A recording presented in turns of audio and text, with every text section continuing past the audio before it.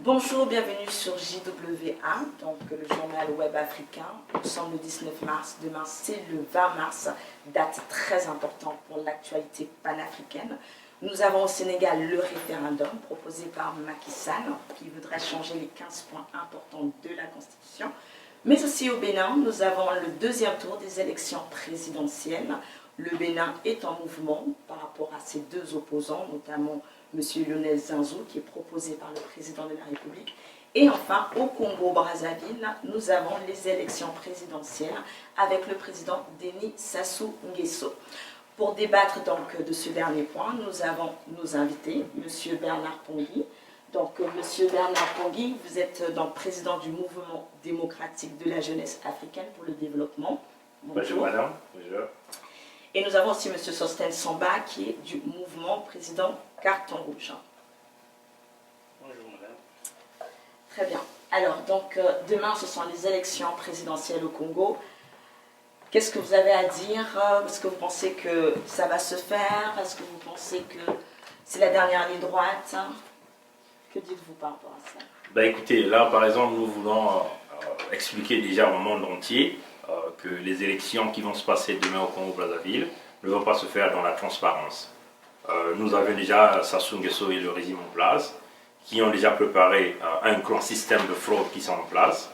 Et à l'heure où nous sommes en train de vous parler, d'après les informations que nous venons de recevoir, les représentants de tous les candidats n'ont pas reçu leur laissez-passer pour pouvoir superviser les élections de leurs candidats. Et donc, c'est une façon de démontrer encore que le pouvoir il est prêt à frauder. Et encore, le deuxième point, c'est que selon le communiqué du ministre de l'Intérieur du gouvernement de Sassou, qui déjà supprime toute communication, y compris les textes messages, pour la journée de demain et la journée du 21. Donc tout ça, ça démontre que c'est déjà un système de fraude qui est mis en place pour pouvoir empêcher les gens de communiquer les vrais résultats des urnes. Voilà un peu ce qu'on tenait à donner, à expliquer au monde entier aujourd'hui. D'accord. Mais là, on a vu que l'opposition a mis en place une commission technique électorale justement pour éviter les fraudes. Est-ce que vous ne faites pas confiance à cette commission électorale? Ben, on fait confiance à cette commission. Ce qu'il faut reconnaître, les limites de cette commission, c'est que cette commission va dépendre des représentants des candidats qui seront présents dans les urnes. Ceux qui signeront les procès-verbaux à la fin du recomptage des voix des urnes. Mais si déjà ces membres de cette commission technique qui devaient être dans les urnes n'ont pas reçu leur laissez-passer de rentrer dans ces urnes-là, ça veut seulement dire que la commission technique électorale organisée par l'opposition n'aura pas la possibilité de recevoir les vraies informations. Donc ça sera difficile pour cette commission de dire exactement quels sont le nombre de voix des candidats comptés dans le bureau de vote. C'est là la difficulté. Voilà un peu, voilà pourquoi on est en train de dire que le système de fraude est mis en place et nous demandons au peuple congolais, peu importe les résultats de demain, pour nous, Sassou Nguesso, déjà, il n'est pas considéré comme le président du Congo. Du moment où le Congo a deux constitutions, nous pensons que nous avions un militaire à la tête de ce pays qui utilise sa force militaire pour pouvoir se maintenir au pouvoir au Congo. Et donc, pour le peuple congolais, nous demandons au peuple de prendre les responsabilités, qui est de chasser Denis Sassou Nguesso du pouvoir. Éventuellement, comme a su le dire M. Bernard Pongui, Denis Sassou Nguesso a mis sa machine en place, celui de la fraude. Nous avons remarqué au niveau de Pointe-Noire et Brazzaville la distribution des cartes d'électeurs frauduleuses et aussi l'exode massif des populations de la RDC qui ont été emmenées par Kofi Olomide et un autre des musiciens qu'on appelle Fali Poupa, Zibem Piana. Donc ils font le trafic au fait de la population de RDC qui quitte RDC pour venir voter à Brazzaville. Alors nous, dans l'opposition, que ce soit dans la diaspora ou au Congo-Brazzaville, connaissant toutes ces manigances, nous avons pris nos responsabilités. Raison pour laquelle, via le coordonnateur principal de la coalition IDC Frocad, qui est M. Charles Zachary Boao, nous avons mis en place le comité technique électoral. C'est ce comité-là qui va servir qui va servir de pont entre les vrais résultats qui sortira des urnes et celui de la commission électorale nationale indépendante créée par M. Denis Sassou Nguesso. Et qui d'ailleurs, je veux signaler un fait, madame, Monsieur Ngakala, Michel Ngakala, aujourd'hui se permet de critiquer le conseil technique électoral qui a été mis en place par l'opposition en disant que c'est antidémocratique. Mais nous voulons dire quelque chose à ce monsieur-là, monsieur Ngakala. Pensez-vous que le conseil, la commission électorale nationale indépendante, la CENI, que vous avez mis en place est légitime, où l'on retrouve 90% de tout ce qui était à la CONEL hier? Nous allons maintenir cette commission technique électorale parce que les vrais résultats des élections du 20 mars, nous allons les avoir juste avec cette commission technique électorale. Donc les fraudes que M. Denis Sassou Nguesso a mises en place, nous sommes au courant, mais cette fois-ci, nous ne nous laisserons pas faire. D'accord. Alors, donc, ce discours de l'opposition, on l'entend depuis le début. On l'a eu notamment avec le référendum, puis on a vu que ça soit quand même posé le référendum, qu'il a changé la Constitution à sa guise, qu'il y aura les élections présidentielles qui se passent. On a eu aussi l'Union européenne qui a dit qu'il ne voulait pas envoyer d'observateurs parce qu'elle considérait que le scrutin ne serait pas légal. Et pourtant, on voit que la France ne soutient pas. Et même d'ailleurs, si vous n'êtes pas au courant, vous savez que le Congo-Brazzaville a signé des contrats, donc avec M. Borloo, et aussi avec Eni. Comment la France, pensez-vous, va soutenir le Congo-Brazzaville alors que l'Italie et la France viennent de signer des contrats avec le président Denis Sassou Nguesso? Tout ce que vous êtes en train de faire, qui vous soutient? Madame, aujourd'hui, oui. Que la France soutienne Sassou Nguesso ou que l'Italie soit avec lui, c'est peu importe. Aujourd'hui, nous avions ici en face de nous un peuple qui, depuis plus de 40 ans, que ce monsieur-là, l'ex-président du Congo-Brazzaville, donc en l'occurrence Denis Sassou Nguesso, est sur l'arène politique. Le peuple congolais aujourd'hui a soif du changement. Le peuple congolais aujourd'hui est déterminé et il ne se laissera plus faire. Maintenant, quant au contrat que vous évoquez, dont M. Denis Sassou Nguesso a signé avec l'Italie, Borloo, la France et tout, ça c'est le contrat entre Sassou Nguesso et qui engage quand même l'État congolais. Il engage l'État congolais, mais il n'en a pas mandat, puisque Denis Sassou Nguesso n'est pas le président de la République. Donc il est dans l'illégalité. Et ce Borloo-là, ou c'est la France-là, qui est en train de signer le contrat avec Sassou Nguesso, le moment venu, tout ça va être mis en place et nous allons revoir ce contrat-là. Parce que sachez-le que M. Denis Sassou Nguesso n'est pas le président de la République. Et en guise de quoi Denis Sassou Nguesso peut-il aller prendre des responsabilités au nom du Congo, vu qu'il n'est pas le président de la République? Le nouveau référendum le laisse encore président du Congo. Le nouveau référendum ne le laisse pas. Aussi longtemps que les institutions ont été... que vous avez refusé d'aller vous battre pour aussi longtemps que la Constitution a été abolie, les institutions n'existent plus. Et vous avez demandé le dialogue, vous n'êtes pas allé au dialogue. Nous ne sommes pas allés voter, vous n'êtes pas allé voter. Madame Niali, nous ne sommes pas partis au dialogue tout simplement parce que ce dialogue-là, on ne se reconnaissait pas dans ce dialogue-là. Et nous avions en amont fait un autre dialogue, l'alternative qui s'est passé à Diata. Et cela a été un grand succès. Et le référendum... Vous avez le dialogue tout seul de votre côté, mais vous n'avez pas suivi le dialogue du président de la République. Nous n'avions pas suivi ce dialogue, puisque rien de concret n'est sorti de ce dialogue-là. Et aujourd'hui, pourquoi nous ne sommes pas partis à ce dialogue? Premièrement, M. Denis Sassou Nguesso, l'ex-président du Congo, avait appelé à un premier dialogue, celui de Evo. Nous avions assisté. Il n'a pas tenu parole. Deuxièmement, il a appelé un deuxième dialogue, celui de Delizy. Nous y étions. Il n'a pas tenu parole. À quoi bon aller au troisième dialogue à Sibiti? Dialogue sur dialogue. Madame, je vais vous apprendre une chose aujourd'hui. Un dictateur, aujourd'hui, on n'enlève pas un dictateur à coup de dialogue et à cause de manifestations en salle et tout. Aujourd'hui, ce que nous pensons, Denis Sassou Nguesso, l'ex-président du Congo, a peur d'un soulèvement populaire. Donc, le moment venu, la France, l'Italie, nous allons revoir tous ces contrats. Donc vous dites que la France et l'Italie, c'est pas important. Non, mais écoutez, vous pouvez prendre le pouvoir sans la communauté internationale. Écoutez, les Français, l'Italien, l'Eni, le Total, c'est des partenaires congolais. Ils font partie des partenaires congolais. Donc, quand on parle d'un contrat de partenariat, c'est un contrat de gré. Ça, c'est un contrat de gré à gré entre l'État congolais et les partenaires économiques, notamment dans la redistribution, le partage de la production. Mais ce que nous voulons signifier ici, au peuple congolais et au monde entier, que les intérêts de la France ne sont pas menacés au Congo-Brazzaville. Les intérêts de Eni ne sont pas aussi menacés au Congo-Brazzaville. Quel est le Congolais aujourd'hui qui dit qu'il menace les intérêts de l'Énie? Le peuple congolais ne veut pas de celui qui est au pouvoir au Congo. Pourquoi le peuple congolais? Je vais vous expliquer. Pourquoi le peuple congolais ne veut pas de celui qui est au pouvoir? Dites les choses avec concrétude, s'il vous plaît. Quand vous dites que le peuple, les Français, ce n'est pas menacé, est-ce que vous avez des contacts avec Eni? Vous avez des contacts avec M. Borloo? Écoutez. Vous êtes capable de signer un contrat comme mieux que ce que le président Non, écoutez. Et si vous faites mieux, ça veut dire que vous allez encore brader plus. Je vais vous dire ceci. Oui. Premièrement, Sassou Nguesso est un incompétent. Ça, il faut le reconnaître. Okay, c'est un incompétent. Abstrait, monsieur, dites des choses concrètes, s'il vous plaît. Premièrement, c'est un incompétent. Il est resté au pouvoir pendant 32 ans. Il n'a absolument rien fait avec le pétrole congolais. Il s'est vanté d'avoir augmenté le watt. Bon, écoutez, ça peut se vérifier. Hein. Aujourd'hui, on peut vérifier dans le Congo. Donc, tout le Congo, vous allez partir, vous n'allez pas avoir cette information. Je veux vous revenir sur un fait. Je veux revenir sur un fait. Je veux vous dire ceci. Les intérêts des Français de Total ne sont pas menacés. Les intérêts de Eni ne sont pas menacés.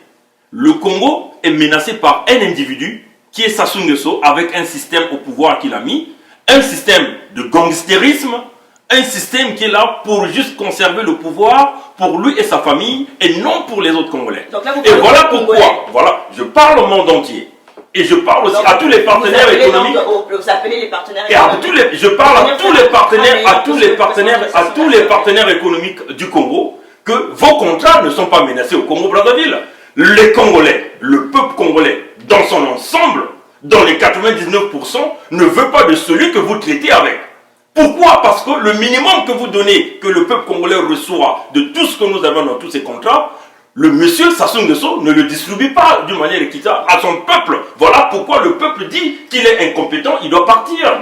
Et ça, c'est tout un peuple qui se lève. Et que Sassou, il doit partir. Mais vous, votre rôle en tant qu'opposition, vous devez soutenir le peuple. Qu'est-ce que vous leur donnez de concret pour que ce peuple puisse rester debout? Madame Niali, oui, je vous Denis Sassou Nguesso, éventuellement, comme a dit M. Bernard Pangui, Denis Sassou Nguesso, c'est un incompétent. Toujours et personne ne serait pire que lui. Pourquoi il est incompétent? Le Congo-Brazzaville a eu des booms pétroliers pendant Denis Sassou Nguesso. Oui. Qu'a-t-il fait de cet argent-là? Cet argent est allé dans sa poche personnelle. Pourquoi je le dis? Nous avions suivi tous les médias, sa femme par exemple, Antoinette Sassou Nguesso, qui fait un anniversaire en France qui te coûte 70 millions d'euros. Alors que pour construire un hôpital, ça ne vaut même pas 1 million d'euros. Alors, et pour les contrats... Et là encore, il faut signifier les scandales financiers avec son fils Kiki, qui est en train de brader le pétrole congolais. Tout dernièrement, on venait de retrouver dans la maison de son ministre des Finances 8 millions d'euros en espèces au Portugal, dans sa maison au Portugal. Alors, qu'est-ce que Sassou Nguesso dit par rapport à ça? Nous avons suivi Sassou Nguesso venir sur Afrique 24, parler que voilà, il a mis en place un système de gratuité sur la césarienne au Congo, et système de santé gratuit pour les enfants au Congo, qu'il y ait de l'eau potable au Congo. Mais Sassou a perdu la tête. Monsieur Bernard Pangui, madame, s'il vous plaît, laissez-moi une minute. En suivant cette actualité, quand le ministre de la Santé, donc Ibovi, l'a dit, j'étais mort de rire. Aujourd'hui, faites un tour au CHU de Brazzaville, vous allez voir, il n'y a même plus d'ascenseur. On transporte des malades du premier jusqu'au 5e étage. Et il dit que la césarienne est gratuite à Brazzaville. Mais ce monsieur-là, je ne sais pas dans quelle planète il vit. Et aujourd'hui, Sassou Nguesso, avec le boom pétrolier qu'il a eu durant tout son mandat, il n'a rien fait. Aujourd'hui, nous parlons d'un déficit. Le baril de pétrole a chuté. À 40 dollars le baril. Et qu'est-ce que M. Denis Sassou Nguesso dit? Il va créer des emplois. Mais dis donc, hier, quand tu as eu beaucoup d'argent, tu n'as pas créé d'emploi. Aujourd'hui, avec la chute du baril de pétrole, tu veux créer des emplois. Donc vous, mais tu es dans quelle planète? repose uniquement sur l'État? Éventuellement. C'est juste le président qui peut donner des... Madame, le président de la République, étant le premier magistrat suprême du pays, détenant la primauté de l'économie, aujourd'hui, l'histoire nous a démontré que la politique prime sur tout. La politique prime sur l'économie. La politique prime sur le social. Et aujourd'hui, je me demande, Denis Sassou Nguesso, aujourd'hui, monsieur Denis Sassou Nguesso, n'a pas pris le temps de créer une alternative. Rien que le pétrole. Donc l'économie du Congo pour Sassou Nguesso se résume seulement au pétrole. Alors Mais hier, mais nous voulons qu'il y ait une diversification. Mais c'est à vous de créer la diversité. Madame, alors si vous me laissez parler un peu, je pense que vous allez comprendre ce que je vais dire. Allez-y, on vous écoute, monsieur Samba. C'est ce que nous voulons, la diversification de l'économie congolaise. Aujourd'hui, Denis Sassou Nguesso n'a reposé que sur le pétrole. Voilà pourquoi nous critiquons fortement cette méthodologie qui est celui de monsieur Denis Sassou Nguesso.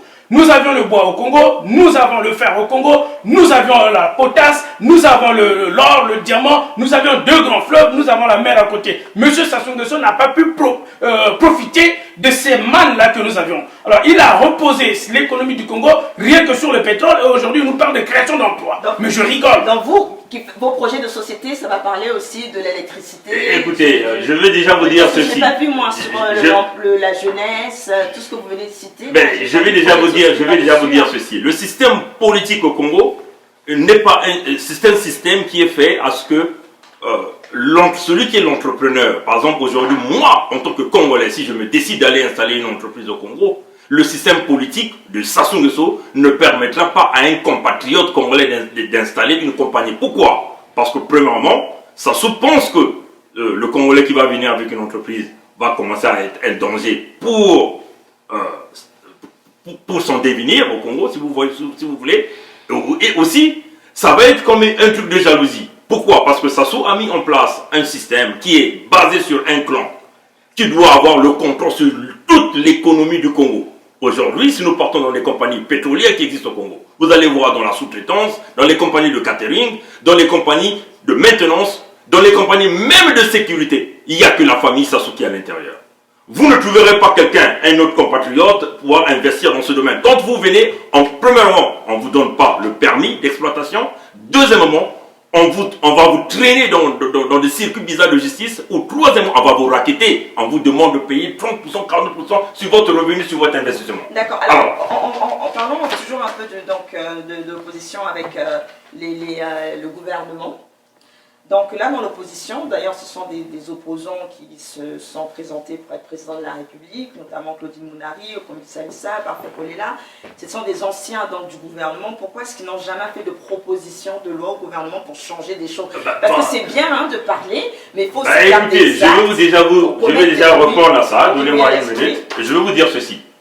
Sassou Nguesso est un individu qui n'écoute jamais les conseils de qui que ce soit. Quelles que soient les compétences que vous veniez avec auprès de ce monsieur, il se croit supérieur. Voilà pourquoi le système Sassou a failli. Voilà pourquoi le système Sassou a failli. Pauline Marois, ici au Canada, au Québec, elle a fait une proposition de loi qui a été refusée. Au moins, on retiendra dans l'histoire. Mais déjà, mais non, mais vous comprenez, le Parlement, par exemple, je vous prends par exemple l'exemple, le Parlement congolais. C'est-à-dire l'Assemblée nationale congolaise, le Sénat congolais. Tous ces députés sont des gens nommés par Sassou Nguesso. Vous comprenez?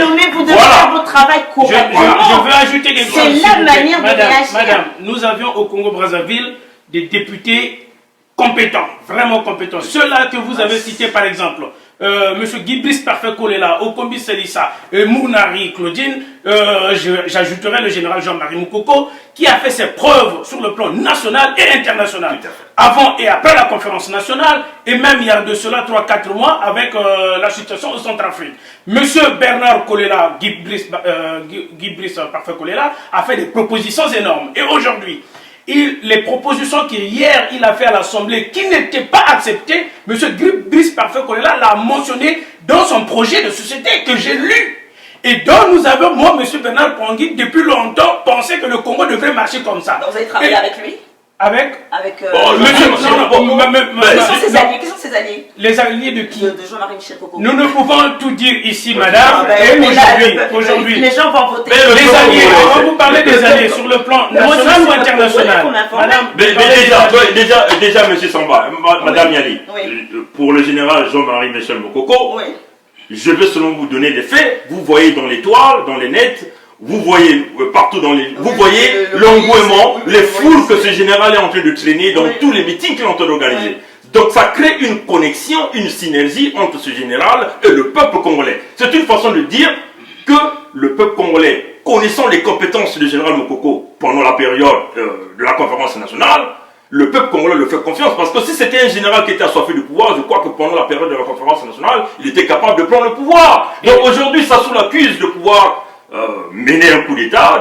Mais tout cela, c'est du montage. Et madame, quand vous parlez des alliés, aujourd'hui, je vais vous dire quelque chose. Je vous ferai aussi une confidence. Le général Jean-Marie Michel Moukoko, aussi que M. Guy-Brice Parfait Kolela, ont des alliés, que ce soit sur le plan national à Brazzaville, dans la diaspora et aussi sur les puissances internationales. Donc je me tairai ici d'évoquer, de peur d'attiser certaines colères. Cependant, sachez que nous sommes de mèche, nous sommes en connivence avec tout ce qui se passe avec des opposants au niveau de Brazzaville. Et donc, en parlant du projet de société de M. Guy-Brice Parfait Kolela que j'ai lu, en parlant du projet de société de M. Jean-Marie Moukoko que j'ai même lu, cela, M. Guy-Brice Parfait Kolela l'avait déjà mentionné et proposé à Denis Sassou Nguesso qui n'avait pas accepté ces propositions. Et aujourd'hui, c'est cela même qui a poussé le Tchakou national, donc qui est M. Thierry Mungala, en critiquant le projet de société de M. Guy-Brice Parfait Kolela. Mais je rigole. Quand j'entends parler de un tel type, je me dis que je peux être ministre moi aussi. Parce que Thierry Mungala ne comprend pas ce que c'est une fédération. Ce que M. Guy-Brice Parfait Kolela a proposé. Vous étiez allé au ministère des Affaires étrangères. Est-ce qu'il y a eu un retour là-dessus? Il y a plusieurs retours sur le ministère des Affaires étrangères, mais c'est des choses qu'on ne peut pas dire ici. Hein. On le garde pour nous et on continue de travailler avec nos partenaires. Ils vont vous aider pour ces élections. Mais écoutez, ça c'est des choses qu'on ne peut pas vous dire ici. Écoutez, c'est des choses que nous sommes en train de travailler. C'est des choses que nous sommes en train de travailler. Mais le 20 mars, on vous dit déjà ceci. Le peuple congolais, peu importe les résultats des urnes, Sassou, il va partir. Le peuple congolais. Le général Jean-Marie Michel Moukoko, est-ce qu'il n'est pas un peu comme le professeur Pascal Lissouba? Non, on ne pense pas. On ne pense pas. Madame Niali, c'est un nombre d'actions. Il faut qu'on recadre un peu le débat, s'il vous plaît. Nous avons parlé de la date. Nous avons parlé de la date du 20. Selon nos analyses, nous avons ici deux propositions ou deux sortes d'analyses à faire. Ce qui va se passer, Denis Sassou Nguesso aujourd'hui par exemple, ce matin même, je vous dis, il a envoyé sa milice privée accompagnée de ses mercenaires arrêter le général Jean-Marie Michel Moukoko. Nous condamnons fermement cela. Alors, qu'est-ce qui veut se passer? Denis Sassou Nguesso veut disqualifier M. Jean-Marie Michel Moukoko, M. Guy-Brice Parfait Kolela, afin qu'il se présente seul avec les outsiders aux élections pour s'autoproclamer président. La deuxième hypothèse, c'est celui de les laisser aller aux élections, mais ayant la même mise sur la CENI, il va se proclamer aller au deuxième tour avec Kinimbu Kiambungu ou Ongios Engambe. Alors, ce qui est absolument faux, voilà pourquoi nous, les vrais résultats auxquels nous allons nous baser, c'est le résultat que le Conseil technique électoral va nous donner. Mais de toutes les façons, nous avions tous vu comment le peuple congolais a manifesté sa grandeur à tous ces leaders d'opposition qui sont condamnés à l'élection présidentielle. Et c'est la première fois. Et nous avions le peuple congolais a démontré, le monde entier a bien vu que Sassou n'a plus la popularité au Congo. Vous savez, Sassou a instauré la peur au niveau du Congo pour dire que voilà, si aujourd'hui Sassou quitte le pouvoir, les sudistes vont aller tuer les nordistes. Mais ça c'est archi faux. Nous avons vu aujourd'hui. Est-ce que vous pensez qu'il y aura une guerre civile? Mais non, il y aura une guerre civile si Sassou Nguesso est toujours là, parce que ses seules intentions c'est de conserver le pouvoir. Madame, il n'y aura pas de guerre civile. Madame Sassou Nguesso, selon les sondages sortis d'une firme au Congo-Brazzaville, on dit que le forum, on dit que Sassou Nguesso est accrédité de 5% de voix, normalement. Et aujourd'hui, il n'y aura pas de guerre civile au Congo. Pourquoi? La seule personne qui a des armes au Congo s'appelle Denis Sassou Nguesso. Et nous allons le tenir responsable d'une goutte de sang d'un Congolais qui va sortir. Comme l'a dit le professeur Charles Zakari Boao, qui a emmené, donc je l'appelle le triangle de Bermude. Boao Kolela Mokoko, le triangle de Bermude. C'est celui-là qui va emmener la victoire au peuple congolais. Ok, d'accord. Et nous voulons que Denis Sassou Nguesso prouve sa force, vu qu'il a des armes, il doit prouver sa force. Donc voilà pourquoi je m'adresse ici aux Congolais. Il faut qu'il y ait un soulèvement populaire si Denis Sassou Nguesso s'autoproclame président. Et il doit sortir ses MiG, ses hélicoptères de combat, et nous allons voir si le monde est dirigé par lui. Et il y a encore un fait qu'il faut expliquer aux chers amis africains, aux pays limitrophes du Congo-Brazzaville. Le combat que les Congolais sont en train de mener aujourd'hui, ce n'est pas seulement le combat qui doit être pour le combat congolais. Le plan de Sassou Nguesso, c'est de créer le royaume Nguesso dans toute cette sous-région. Donc nous voyons la République centrafricaine, la République démocratique du Congo, nous voyons l'Angola et le Gabon. Et ses intentions, c'est de mettre des gens au pouvoir que lui, il va énormément contrôler et en fin de compte créer ce qu'on appelle le royaume de Nguesso. Nous demandons donc au peuple congolais, aux amis africains et aux partenaires internationaux de soutenir le peuple congolais dans ce combat parce que le Congo est pris entre les mains d'une dictature, d'un criminel, d'un gangster qui a son seul objectif, c'est de détruire la réputation et la vie des autres. Le Congo est dirigé par des barbares. Leur mission, c'est de seulement tuer les autres. Et nous demandons au peuple du Congo d'être ferme. Soyons regroupés dans les bandes de 200, 300, 400, 500, de résister contre toute attaque de Sassou Nguesso. Voilà un peu ce qu'on tenait en disant. Alors pour terminer, on va un peu parler du Bénin. Alors, qui vous soutenez au Bénin? Est-ce que vous soutenez Lionel Zanzou? Bon, écoutez, tout d'abord, au Bénin, je dis déjà que le meilleur gagne. Mais je tiens à féliciter la démocratie déjà du Bénin. Non, parce que si vous dites que vous êtes un démocrate et que vous dites que le meilleur gagne, les Béninois qui vous suivent ne sont pas d'accord. Bah écoutez, ça c'est leur... Ça c'est mon point de vue. Si les Béninois disaient que le meilleur gagne au Congo... Vous m'avez demandé mon point de vue, je vous donne mon point de vue. D'accord. Je tiens d'abord à féliciter la démocratie du Bénin, ce changement pacifique et l'alternance politique qui se passe au Bénin. Là où le président Yahi Bouni dit qu'il ne va pas se présenter et laisser la place aux autres. Ça c'est d'abord ce que je tiens à féliciter. Maintenant, en ce qui concerne le gagnant, ça va dépendre aux Béninois de chercher l'homme qui a le meilleur projet, de chercher l'homme qui va instaurer la paix dans leur pays et de pouvoir mettre en place quelqu'un qui a des mains propres au pouvoir au Bénin. Mais le président Boni Yahi aussi a eu des accusations comme quoi il condamnait, il attaquait aussi les opposants. Bah, justement, c'est vrai, mais pour moi, je n'accuse pas, je ne comprends pas, ça ne m'intéresse pas. Ce qui m'intéresse, c'est l'alternance démocratique qui se fait au Bénin. Voilà. Donc que le meilleur gagne, parce que ce n'est pas la même problématique ici, le Bénin et le Congo par exemple. Au Bénin, nous avions assisté à une alternative, à une démocratie, à un changement de régime depuis fort longtemps. Or, au Congo, nous avions ici affaire à un terroriste, à un dictateur, à un ex-président qui a déjà passé 33 ans au pouvoir et qui ne veut pas partir. Donc, nous avions bientôt assisté demain ou après-demain, ça va être les élections présidentielles au Bénin. Ce sont des élections libres, démocratiques. Et là encore, nous allons saluer le président vainqueur. Il faut signifier un fait. Au Bénin, il y a eu un débat des deux candidats à l'élection présidentielle. Au Congo, Sassou Nguesso est incapable de faire un débat présidentiel. Alors maintenant, on finit avec le Sénégal, donc le référendum de Macky Sall. Ben moi, je pense que c'est comme un gâteau empoisonné que Macky Sall veut venir de donner aux Sénégalais.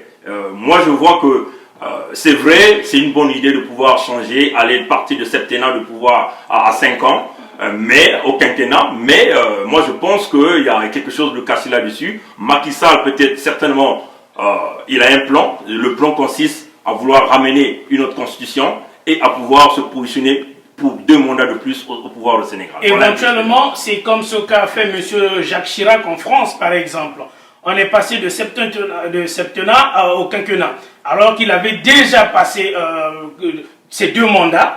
Il a changé la constitution. Donc, M. Macky Sall, en tant que démocrate, puisqu'il a démontré lors de ces élections, tout ce que nous pouvons lui souhaiter, c'est de laisser au prochain président qui va venir le soin d'appeler le peuple sénégalais au référendum s'il faut changer le nombre de mandats ou pas. Mais non, il peut toutefois le faire, mais à condition d'être sincère avec lui-même. Et qu'il ne se représente Il ne représente pas pour 3 mandats. Voilà un peu ce que nous messieurs, tenons à dire. Nous sommes donc à la fin de l'émission. On va continuer le débat sur le Bénin et le Sénégal très bientôt sur Génération Afrique. Dernier mot, madame, si vous le permettez.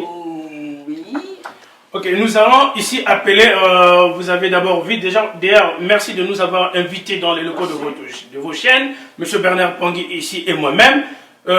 Nous sommes des leaders de l'opposition congolaise ici dans la diaspora, toutes tendances confondues, que ce soit aux États-Unis, à Paris. Parce que quand nous nous sommes levés, nous avons vu qu'aujourd'hui, il y a beaucoup de monde aussi qui se sont levés. Et tout ce que nous disons est suivi par les Congolais. Hier, j'ai parlé d'un rapprochement CNR-MCDDI de Guy Brice Parfait Kolela, nous l'avions vu. J'avais parlé d'un déploiement massif de mercenaires de Denis Sassou Nguesso partout dans le sud, nous l'avons vu. Nous appelons la population de Bundi, de Pokola, de Tikapika, tous à Edou Ango, franchement, de bouter hors du territoire national le terroriste ex-président et dictateur congolais Denis Sassou Nguesso. Merci, monsieur. Et je rappelle que je suis le leader de l'opposition.